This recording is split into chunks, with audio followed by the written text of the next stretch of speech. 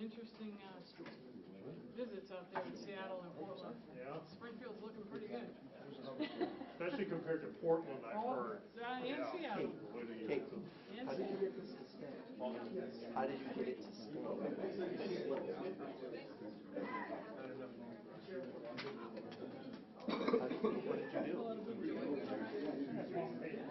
Well, it's hanging on.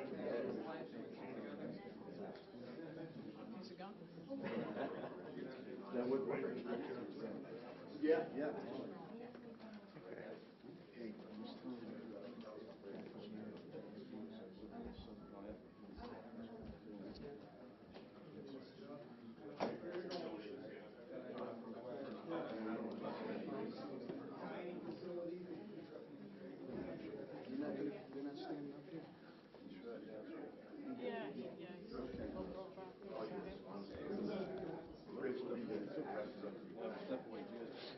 No, get over here. Get over here.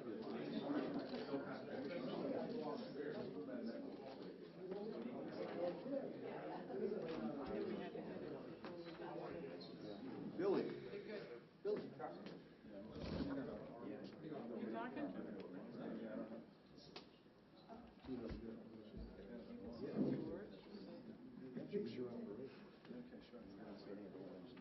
All set?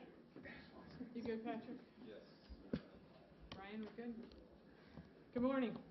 I'm Superintendent Cheryl Claproot, and I'd like to thank Colonel Jack Mon for representing the Mass State Police today, along with the Honorable Mayor Dominic Sarno, Deputy Steve Kent, Deputy Rupert Daniels, and Deputy Bill Cochran, Captain Brian Keenan. I'd also like to thank Hamden District Attorney Anthony Gallooni and the Hamden County Narcotics Task Force, Sheriff Nick Kochi, and our partners at the DEA for assisting in this operation. Over the past 2 days, multiple units from these agencies have served warrants and conducted undercover activity in both the High Street area and the Main Street corridor in the South End. This has led to 15 arrests, 3 firearms recovered, and numerous narcotics seized. In the High Street area, there were some recent armed robberies, along with open-air drug dealing that led to this operation, along with, at different periods of time, several officers having weapons pointed at them, and at one occasion, a laser beam, a laser on their chests. In the High Street area, there were some recent, on Tuesday during this operation, an undercover law enforcement officer was assaulted, hit with a bottle, and chased. A suspect, Luis Morales, attempted to trip the undercover officer just as assisting officers moved in. Morales had a firearm in his possession. A second firearm and trafficking weight of cocaine was also seized. Morales got initially away, but around 7:50 p.m. Tuesday night, detectives observed him driving a vehicle in the city. Springfield police officers assigned to the Metro unit attempted to conduct a traffic stop on Bridge Street, but Morales refused to stop. Less than a minute later, Morales crashed the vehicle on the 800 block of Worthington Street, striking several vehicles and a home. Morales was located on the sidewalk, and officers immediately began to provide first aid. Morales was placed under arrest, transported to Bay State with serious injuries from his crash, and that's where he is now recovering from his injuries. On Wednesday, additional arrests were made in relation to the High Street operation, and then our firearms and C3 units, along with state police units and the Sheriff's Department, conducted an undercover anti-John operation. 7 arrests were made, including one suspect, a Devontae Williams Rosa, who was illegally in possession of a large capacity firearm. So obviously a place of interest for us where we've received several complaints. The neighborhood has complained. We've noticed an uptick. So we moved in, and hopefully those that are charged with serious charges, the firearms charges and the narcotics charges, we can get held for a while and help this area start to recover and heal. I'd like to ask Captain Keenan if he'd like to say a few remarks now. Thank you. Thank you, Superintendent. I'm Captain Brian Keenan, Commanding Officer, Springfield Police Firearms Unit, and what you see in front of you is a result of a collaboration of work between the Massachusetts State Police, the Springfield Police, the Springfield DEA, Hamden County Sheriff's Department, and the District Attorney's Narcotics Task Force. We work together every day. When you commit crimes in Springfield, you're not just dealing with the Springfield police, you're dealing with the weight of law enforcement in the Commonwealth of Massachusetts. And I'm here to tell you we have excellent partnerships with the state police, with our federal partners and the county sheriff, and every day we're in contact with these people, coming up with comprehensive strategies to eradicate crime in Springfield. And this is what's happening. This will be the first of many operations. We're not going to stop. We have the full commitment from the state police and the federal partners that they're going to give us as much assistance as we need, as we assist them in their needs. I want to thank the superintendent. I want to thank the colonel of the state police for allowing us assets to get this thing done. Thank the mayor for allocating overtime dollars, because these things don't happen between 9 and 5. And most importantly, I want to thank the brave men and women that go out there every single day without any regard for their safety to do the work for the citizens of the city of Springfield. This could have went another way. It didn't. Thank God, because of the training, the professionalism, all those involved. And tonight, citizens of Springfield, just when you see a police officer on the street, say thank you. Say thank you that people can go to these streets, can go to these neighborhoods, because without these men and women from all these agencies, it wouldn't be able to happen. Thank you. Thanks, Brian. I'd like to bring up the Honorable Mayor, Dominic Sarno. Thank you, Superintendent Clapperud, to Deputy Chief Stephen Kent, Deputy Chief Rupert Daniel, Deputy Chief Billy Cochran, to Captain Brian Keenan, to Lieutenant Jack Mong from the State Police. We had just a great collaboration and partnership with the State Police. To our partners on the Federal Task Force, to District Attorney Gallooni, to Sheriff Nick Cochi, and to the brave men and women in blue who put their lives on the line day in and day out. I'm going to read you something here that was in our newspaper, the Republicans' newspaper, in the editorial section, opinion section, a different version of the thin blue line. And it says here, this is coming off on police stationery, any police officer stationery department in the country. Overstressed, underappreciated, I quit. And I bring that out for this reason. This is a two-pronged attack that we're doing in High, Temple, School Streets, and beware in other areas that we have to hit. This first attack was to sweep off the belligerent, repeat violent criminal offenders who are in that area. And it really frosts me that whether it's the children that live in that area or senior citizens who are held hostage in their apartments or their homes because they cannot come out on those streets. And I say this here because now, again, I'm going to make the clarion call to the court officials, or judges, not all judges, but some of the judges. These individuals who attacked task force members, if they are that belligerent to attack task force members, what would they do to the average citizen? So I'm not going to plead with you anymore. I'm asking you to do your job, as Coach Bill Belichick says. Keep these pieces of you-know-what locked up, off my streets and out of my neighborhoods, period. So this was the first attack. And not to say that, you know, Sarno is cold-hearted here, and I am in ways when people are perpetrating violence to my residents, no matter what creed, color, and background. Tomorrow, we'll launch Operation Rescue, tomorrow morning, in coordination with Police Superintendent Cheryl Clapperud, my good friend Sheriff Nick Cochi, my Commissioner of Health and Human Services, Helen Carlton-Harris, mental health providers, Springfield Fire Department Commissioner B.J. Calvi, and we will be out there to reach out to those people who are in need, who are addicted, who need help, and steer them to the services to get them that help. But also, as we planted the flag very early Tuesday morning, we're planting the flag again here because those people, the good people that live in that area there, want these individuals out of their neighborhood, as we all do. Now we're going to plant the flag and say, come on out. We want you to come out. We want you to enjoy the area and make it safe and sound. And to the ones that need help, that have addiction, that have mental health challenges. And this pandemic has turned mental health into an epidemic now. Now we come with the compassionate approach, saying, we want to help you. We want to get you the services you need. But before you do that, you got to clean up the streets.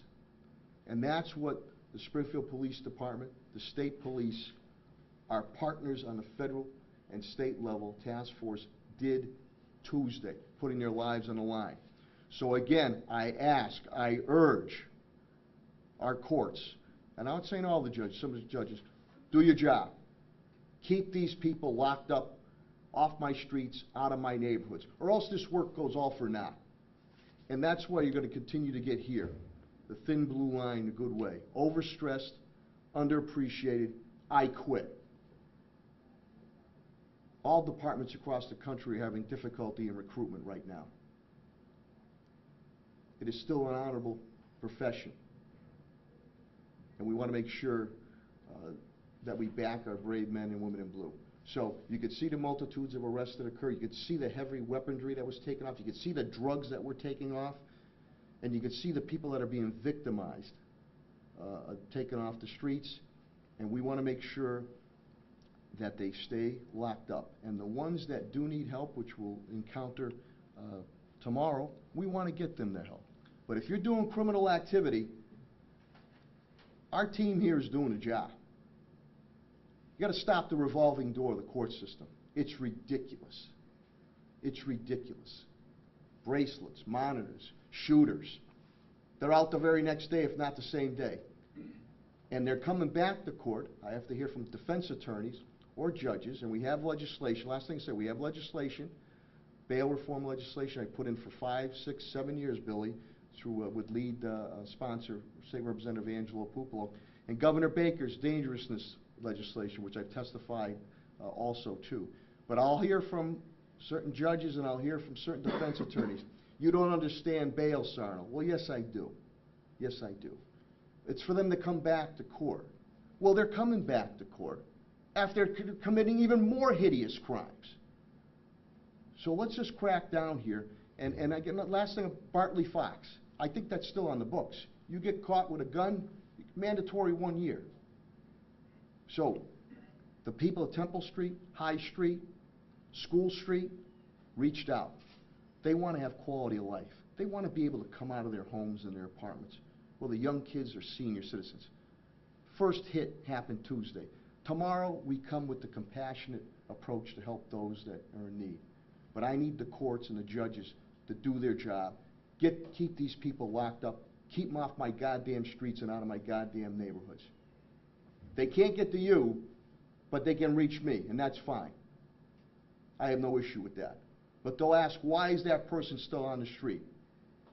Why can't I come out of my apartment? Why can't I come out of my house? I helped try to make a better place here, and the person's back on the street. They did their job. I ask you to do their job, and I look forward tomorrow with our Operation Rescue, which we'll announce full-fledged. Will start early in the morning, and I think we're doing it at 9:30 in the morning with all our partners to now give an embrace. Say, come on out, and also embrace people that need the help. Come on, we're going to get you. You're drug addicted, mental health. We're going to steer you in the right directions to move forward. I thank you for listening to me. I know sometimes I get a little aggressive and emotional, but it has to continue to be said, because that's what I hear across the city, neighborhoods, from doesn't matter what creed, color, and background. People want quality of life, and they want public safety. And that's what the SPD and all our partners are doing. Thank you very much. Thanks, Mayor. Thank you. And one thing that struck me after this operation was complete is you look at the addresses of those arrested, and they're not from that neighborhood. They don't live on School or High or Temple. So it's a neighborhood that was infested by people totally out of their control that don't live there, that were enormously affecting their life and their quality of life. So if we helped in the past 2 days, I'm glad. I'm so grateful that no one in the operation was hurt. I'm so proud of the women and men of the Springfield Police Department. And the Massachusetts State Police is near and dear to my heart, so I'm very glad that no one was injured, and the federal officers that assisted us, thank you so much, and everybody went home safe Tuesday night and Wednesday night, and obviously it could have ended very differently. So I thank everybody that worked with us.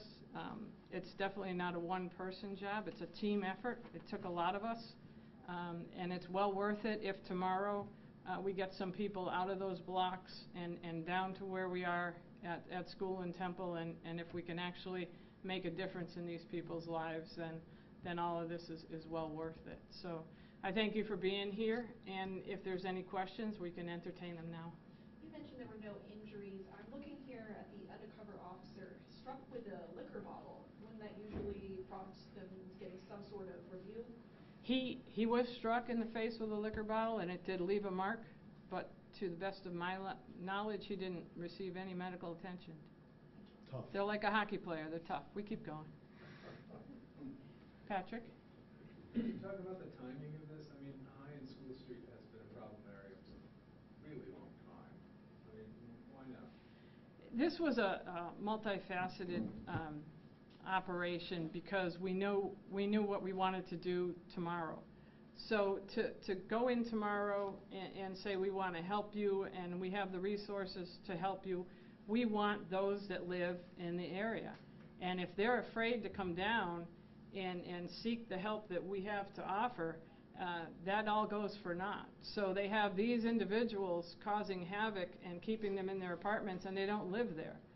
So we did a 48-hour period here where we enforced everything down there so that we could rid them of these individuals and of drug dealers visibly on the street and out and about, so that people can come out and talk to us, so that we can actually make a difference in people who live in that neighborhood. And yes, we are down there all the time, and yes, we do make arrests, and we have been since I have been made commissioner or now superintendent. That's been a very hot area, and the problem before these 2 days was that everybody arrested is in a revolving door, and they ended up back down there.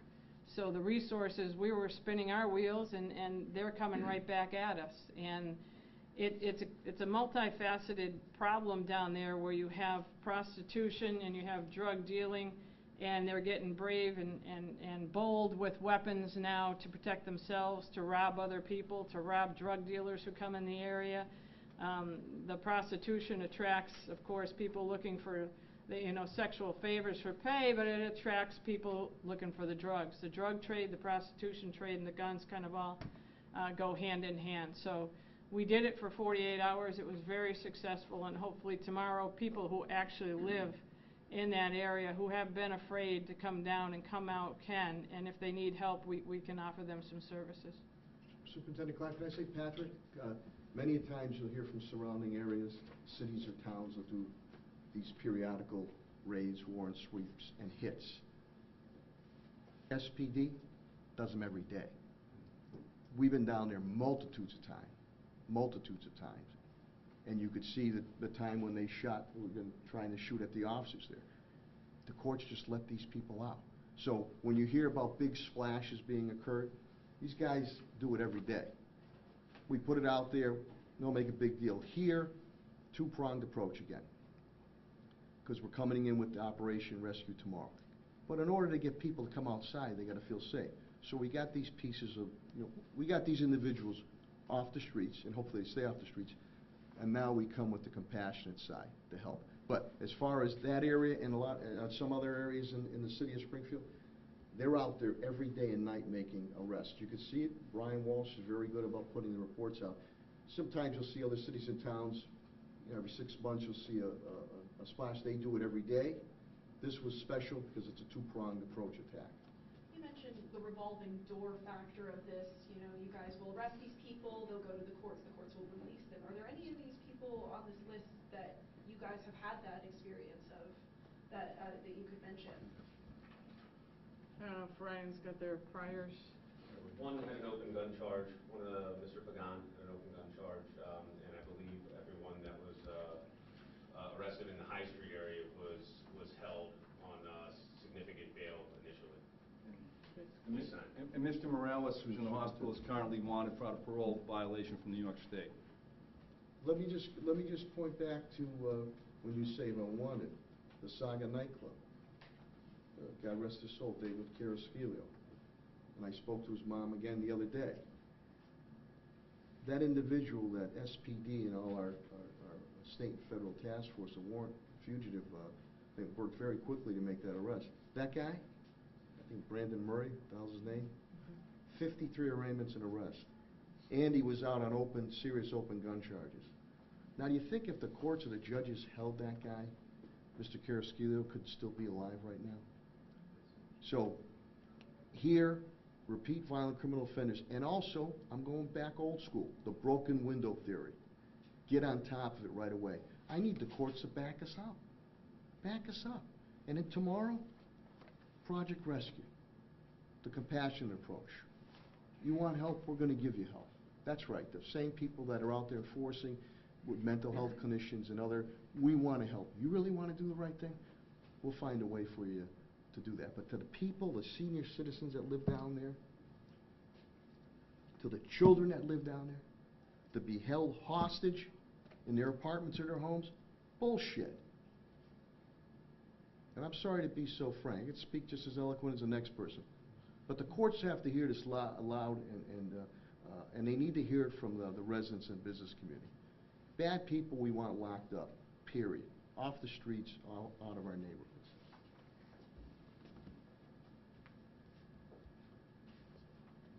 Anything else? Superintendent? Anything else, John? All set. Thank you so much. Thank you.